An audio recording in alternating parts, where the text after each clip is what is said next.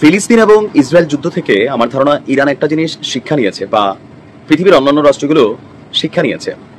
আপনি কোনো যুদ্ধে জড়ানোর পর যদি ইসরায়েলের কথায় অথবা তাদের যারা পিতামাতা আছে, গার্জিয়ান রাষ্ট্র আসে পশ্চিমারা, তাদের কথা বিশ্বাস করে আপনি যদি কোনো ধরনের যুদ্ধবিরতি অথবা সাময়িক চুক্তিতে যান, তাহলে এর পরবর্তী রেজাল্টটা কি হবে আজকে আপনি গাজার দিকে তাকালে একদম স্পষ্ট।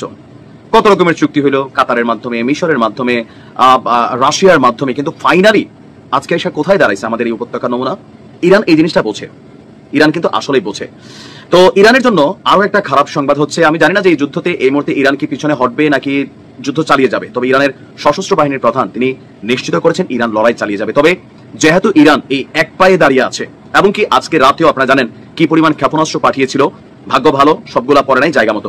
তো এর মাঝখানে আমেরিকা প্রকাশ্যে বলছে তারা ইসরায়েলকে রক্ষা করবে। একদিকে তারা তাদের ডেস্ট্রয়ার পাঠিয়েছিল, যুদ্ধ বিমান পাঠিয়েছিল পারস্য সাগরের কাছাকাছি এরিয়াতে, যেন ইরান থেকে উড়ে যাওয়া ক্ষেপণাস্ত্রগুলো, ড্রোনগুলোকে মাঝপথে থামিয়ে দেওয়া যায়। তবে এখন পরিস্থিতি যেদিকে যাচ্ছে না, যে কোনো মুহূর্তে আমেরিকা নিজেই তাদের যুদ্ধ বিমান দিয়া ইরানে অভিযান চালাইতে পারে। দর্শক, বিশ্বের অন্যতম বৃহৎ রণতরী এবং যুদ্ধ বিমানবাহী জাহাজ মার্কিন যুক্তরাষ্ট্রের এয়ারক্রাফট ক্যারিয়ার রণতরী ইউএসএস নিমিটজ, জাহাজটার নাম ইউএসএস নিমিটজ, বর্তমানে মধ্যপ্রাচ্যের পথে রওনা হয়ে গেছে। আন্তর্জাতিক জাহাজ চলাচল ট্র্যাকিং সংস্থা মেরিন ট্রাফিক এক বিবৃতিতে এই তথ্য জানিয়েছে। মেরিন ট্রাফিকের বিবৃতি বলছে যে দক্ষিণ চীন সাগরে যাত্রাপথ পরিবর্তন করে পশ্চিম দিকে ইতিমধ্যে রওনা দিয়েছে ইউএস নিমিটজ। দুপুর 1:45 এই রণতরীটি মালাক্কা প্রণালীতে অবস্থান করছিল। বর্তমানে মালাক্কা প্রণালী পেরিয়ে ভারত মহাসাগরে চলে এসেছে ইউএসএস নিমিটজ।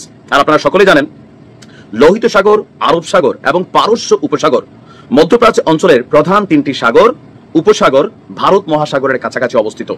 সাগর পথে দক্ষিণ চীন সাগর থেকে মধ্যপ্রাচ্যে যেতে হলে ভারত মহাসাগর হয়ে যেতে হয়।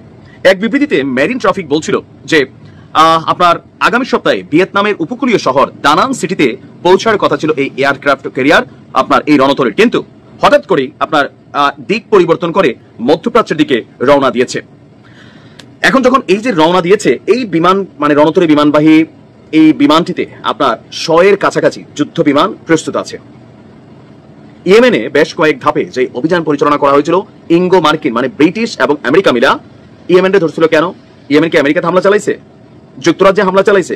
ইয়েমেন ইসরায়েলের বিরুদ্ধে অভিযান পরিচালনা করতেছিল হাইফাতে, বাট তারা গিয়া বিভিন্ন সময় ইয়েমেনের উপর এই অভিযান চালাইছে। মানে সারা পৃথিবী থেকে কোনো রিয়েকশন হয়েছে? আরব দেশগুলোর কোনো রিয়েকশন হয়েছে আপনি কোথাও দেখছেন? না ভাই, হয় নাই।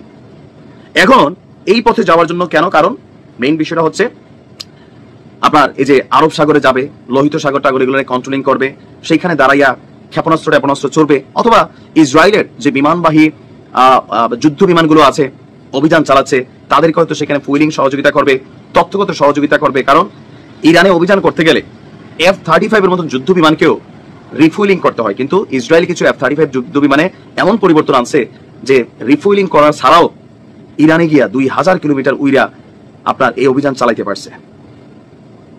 বড় একটা ঝড় আসতেছে, আল্লাহ হেফাজত করুক। ভালো থাকুন।